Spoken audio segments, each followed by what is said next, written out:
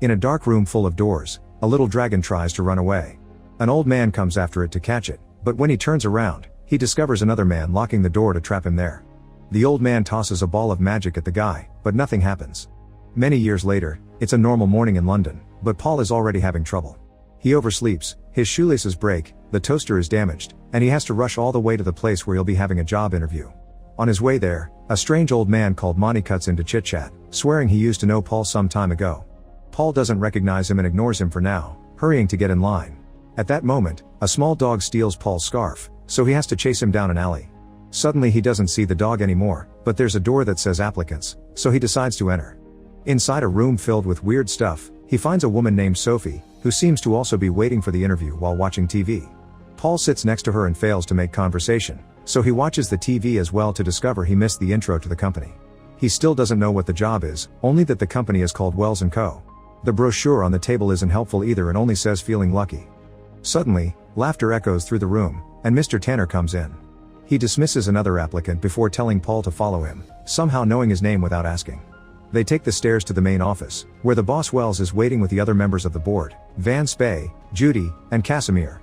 They make him a bunch of strange questions and Paul answers the best he can, but he never stops feeling confused and awkward. He's also distracted by the cracks on the wallpaper, which he thinks looks like a map of London. The others can't see it but Wells is impressed. Unfortunately Tanner sends him away, saying they've heard enough. When Paul leaves the building, he finds the dog holding a scarf, almost as if the animal had been waiting. Moments later, Paul gets home and is upset to hear his roommate is moving out and an argument ensues since Paul can't pay the rent alone. Suddenly a strange claw pushes a letter through the mail slot and Paul rushes to grab it, shocked to see it comes from Wells when he never gave them his address. Even more surprising is the letter saying Paul has passed the interview, which makes him celebrate. The next day, Paul goes to work with a very positive attitude. The receptionist Rosie won't tell him what the job is about either, and after gifting him a mug, she calls for Tanner, who picks up Paul and takes him through different areas in the building as he explains they're a law firm and that computers aren't allowed in here. When they reach an area that is being fixed, Tanner weirdly gets worried about a stapler on the floor and makes Paul carefully walk around it, telling him not to panic. They continue to make their way through many weird offices, like one with a giant map and lots of telephones where Paul thinks he sees Monty. They also go through one with lots of typewriters and another one with a bunch of tubes, but Paul can't tell what they're doing and Tanner won't answer his questions. Eventually Tanner takes Paul to the innermost office, where Sophie is also waiting. The two of them are now in turns, and Tanner promises someone will bring them chores before leaving. Because of his nervousness, Paul keeps talking non-stop, but he's very awkward and Sophie isn't impressed. Suddenly a strange creature runs in the shadows, startling Paul out of his seat. He comes closer for a better look, he only sees a regular mouse. At that moment Rosie shows up and leaves them a bunch of maps, saying they must circle the locations containing bauxite deposits. Paul doesn't know what he is doing, but he still spends the whole morning with Sophie inspecting the maps. The duo pauses for lunchtime, and on their way downstairs, Sophie says she wants to have coffee, which is weird because moments ago she said she didn't like it. Then they bump into Judy, who brings them to a park.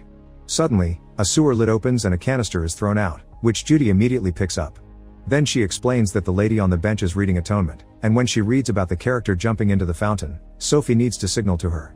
Sophie can't help but ask how she can know where she's at in the book, so Judy tells her to stand in the bushes while she watches from afar. Sophie concentrates and to her shock, she finds herself seeing what the woman sees. As soon as the reader reaches the right part of the book, Sophie makes the signal, and Judy moves her finger, causing the man sitting by the fountain to suddenly fall into the water. The lady on the bench hurries over to check and a romantic relationship soon begins. Judy praises Sophie for doing a good job, explaining that the man's parents had spent a lot of money to arrange for their son to marry the lady on the bench, but doing this way makes them believe it was destiny. A confused Paul asks what's going on, and Judy explains that Sophie is a seer, meaning she has mind powers. Then Judy finally explains exactly what the company does. It turns out that most of Wells' employees are capable of magic. They're practical wizards who use their magic to serve the clients for money. Although Sophie's an intern, she already is on a completely different level from Paul, and Judy only takes Sophie with her. Paul returns to the attic office and has a sandwich while looking at the maps. When he moves his hand to brush off the breadcrumbs, he feels a strange sensation in his palm. Curious, he begins moving his hand above the map, feeling the weird sensation and realizing changes are happening on the paper. At that moment, Wells enters the office and tells Paul to look straight ahead while continuing to feel the map with his palm. A current suddenly hits Paul's fingers, pointing to the location containing bauxite deposits. It seems that Paul also has supernatural abilities that allow him to detect where certain objects are located. Excited about this turn of events, Wells takes Paul to his own office while crossing a room full of printers. He explains that the company is critically fighting for its survival and they need a diviner to help everyone get back on track. Wells thinks Paul could be that diviner. At the office, Tanner is waiting for them, and to get Paul on his side, Wells brings up Paul's irresponsible father, saying he totally understands how it feels. Wells' own father, the original company founder, forced his son to sign a contract selling his soul to control him forever. Wells understands Paul wants to prove himself, so he gives him an important job. Paul must find a portable door, but he can't tell anybody about this mission. Paul accepts, but before he can ask for clues or details, he's kicked out. Then Paul decides to search for the door in the company building floor by floor, touching every wall, window, and door to no avail. He's suddenly interrupted by Van Spey, whose magic hair moves on its own while she speaks. She chit-chats and comes across as very friendly, but when she mentions illegal magic, her hair spells beware. After Paul leaves, the door nearby camouflages into a wall. Later at home, Paul tries to sleep only to suddenly be awakened by Casimir. His ability consists of controlling dreams, which means this isn't actually real. He wants to know why Wells hired Paul, but Paul keeps the secret as promised. Annoyed, Casimir uses magic to start bending Paul's leg, to make his teeth fall out, and his ears to grow enormous. Although this is a dream, Paul's still terrified and can't help telling him the truth. Casimir explains that the portable door could open the Bank of the Dead and gets ready to leave. Paul for a moment thinks he's waking up, but this is still a dream and he's knocked down. The next day, Sophie comes to work to find Rosie giving kisses to a stapler. Meanwhile, Paul continues searching around the company building and sees the words Bank of the Dead with an arrow spelled on the floor with stapler fasteners. Following the arrow's direction, Paul goes downstairs, and his hands quickly react to the energy on the walls, revealing some amazing artwork. Eventually he finds a dimly lit basement and a roll-up door with a message saying goblins only. Paul opens the door anyway, but inside there's just an ordinary storeroom. Before he can inspect it thoroughly, Tanner shows up and kicks him out, saying he isn't allowed in there and advising Paul to quit before something horrible happens to him. In the meantime, Sophie continues to work with Judy, who keeps getting messages from the hands coming out of the sewers. Judy explains those hands belong to goblins, who have been working with wizards for years and are capable to watch humans undetected. For today's mission, Judy makes Sophie sign a lost pet in a store so the owner can reunite with her cousin in a few days. This lost dog turns out to be a picture of the dog with Paul's scarf. Back to Paul, he continues to search the building to no avail. When he returns to his office, he finds Tanner arguing with Sophie over some trouble with her contract. It's now time to go home, and on their way out, Sophie can't help stopping to eat a bunch of licorice even though she said before that she hated it. Suddenly she starts to feel disgusted, and Paul takes her to a pub to have a drink and cleanse her mouth. They chat for a while only to end in an argument about who is doing better at the office. The next day, Paul bumps into Casimir at work, but the man acts as if they're seeing each other for the first time since the interview. Afterward, Paul takes the stairs and bumps into Monty, who admits he distracted Paul on purpose the other day so he would take this company's interview instead of his original one. Monty doesn't want to let Paul pass, but the boy insists until he can return to the mysterious room he saw yesterday. Following the sensations on his hand, Paul discovers that the things inside are an illusion and he immediately crosses it, entering a different room filled with strange specimens and miscellaneous magic items. After playing around for a while, Paul finds a stapler on the floor and when he tries to touch it, he's pushed back. Using his powers, Paul tries again and discovers the spirit of a goblin inside the stapler. The creature points him in a specific direction before disappearing, and Paul concentrates his power on his hands, which finally allows him to bring the portable door out of hiding. Curious, Paul goes through the door, and the moment he closes it, the portable door turns into a towel and he appears in another section of the building. Paul hears voices coming from an office and peeks inside to discover Wells talking about Paul's father and the disappearance of the company's former boss. It's revealed that Wells is trafficking human souls and using the company's employees as test subjects. Once they sign a soul contract, they would completely lose their sense of self, and Wells' next target is Sophie, which explains the change in her taste lately.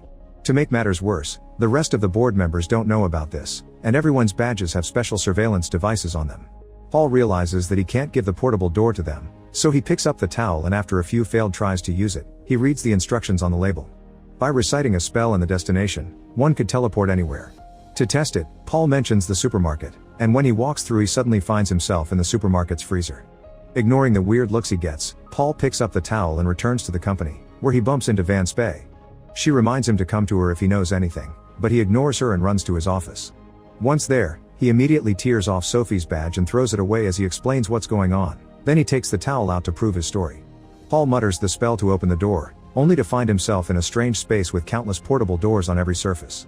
Sophie hears someone there asking for help, but Paul quickly pulls her out and rereads the label to learn he must state the destination before opening the door. He tries again and this time they manage to successfully make it to Paul's apartment. Sophie is excited by the possibilities behind such power and immediately begins dragging Paul to visit places all over the world. They go to Egypt and Alaska, surf in Jamaica, and even witness the aurora borealis. They still show up for work, and Sophie sees how the cousins reunite at the shop, making her proud that she's using her abilities for good. But whenever nobody is looking or they have breaks, they keep on traveling, and the more they spend time together the more they bond and grow closer. One afternoon, Paul tells Sophie he likes her at the beach. Sophie thinks she likes him too, but she had signed a soul contract, and she can't be sure if her feelings for Paul are genuine. Therefore, they agree to find and destroy the contract. The duo returns to the company through the portable door, and Paul barely manages to hide the towel right before Tanner walks in. However, he notices their clothes and the sand on the ground, quickly understanding what's happening. He demands Paul to return the door and leave the company forever if he doesn't want serious consequences. Then he leaves. Paul and Sophie start arguing over what to do and agree to come back later for her contract. After nightfall, the duo secretly sneaks back into the company building, but the portable door isn't capable of taking them to Wells' office and instead drops them in a printer room. The printers are operating on their own, printing contracts for gym memberships, rental agreements, and more. It turns out Wells has secretly added soul agreements to these everyday contracts in order to make people unwittingly accept to sell their souls. Then they hear some noises, and after seeing a stapler on the floor, they follow the noises and moving shadows into the map room, where papers are flying and small fires are burning. There's some creature in the shadows eating a pizza, so a scared Paul opens the portable door to try to go to Wells' office again, but the door sends them to a dark basement with Bank of the Dead marked on the floor. After finding a contract that confirms they're stealing souls, the duo begins hearing noises again and decides to leave through a very creepy tunnel. At the end of this tunnel, they stumble upon a group of goblins. Panicking, they run away and end up behind the goblins' only door, where Tanner suddenly shows up. It turns out he's a shape-shifting goblin and the leader of the goblin clan. As he scolds them for not listening to his warnings, Wells shows up as well. Wells orders Tanner and his goblins to get lost, but Tanner refuses, claiming that without the goblins' assistance, the wizards are useless. An argument ensues, and Wells uses his magic to transform a bunch of goblins into office supplies. Paul and Sophie take the opportunity to open the portable door to escape, however they overlooked a rule: whoever closes the door owns it, and as a result, Wells jumps on it to reclaim control. Now the duo is trapped in the space with all the doors, and suddenly they hear a voice. It's Wells Sr. It's revealed that years ago, Wells lured his father to this place using a baby dragon, trapped him here, and then took over the company. Paul remembers Wells Sr. has a contract that should allow him to control his son. However, the man explains he can't use it because the soul contract must be deposited in the Bank of the Dead for it to take effect. Thinking they still have a chance, Paul begins looking for an exit, but there are doors everywhere. Wells Sr. says he has already tried and that all doors lead to emptiness.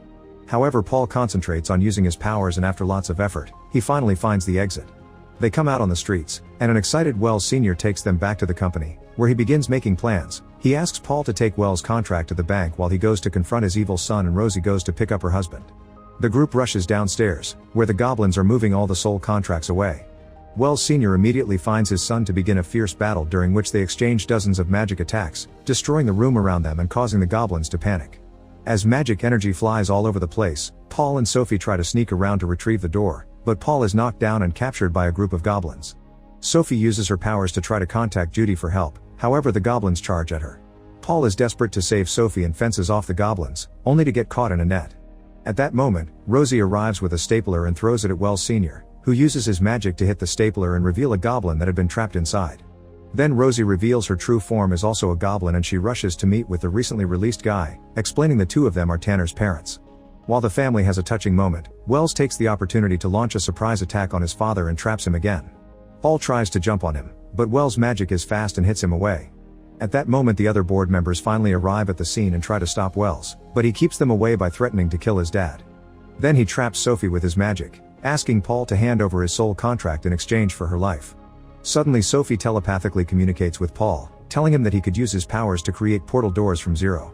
Paul concentrates and reaches out his hand, causing several doors to appear in front of him.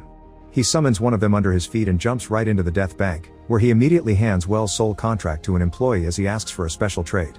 The moment the employee retrieves the signer's soul, Wells' powers immediately disappear, which allowed Wells Sr. to trap his evil son with magic while Sophie takes back the towel to open the door to the dark room. Then Wells Sr. locks his son inside as payback for what he went through the last few years. Afterward, Wells Sr. tears off the towel's usage instructions, saying that the door would never open again. Sophie is worried about Paul, but he comes back with his own powers, and he hands Sophie her own contract, which he got in exchange for Wells. As everyone celebrates, the duo finally kisses. Then Paul grabs the towel and tosses it inside a laundry truck so nobody can gain access to it again. In the end, the board has a meeting with Sophie and Paul to offer them permanent jobs. They both accept, and using her telepathy, Sophie tells Paul that her feelings are real, so they hold hands. Meanwhile, the towel makes it to a hotel, where a maid accidentally says the spell.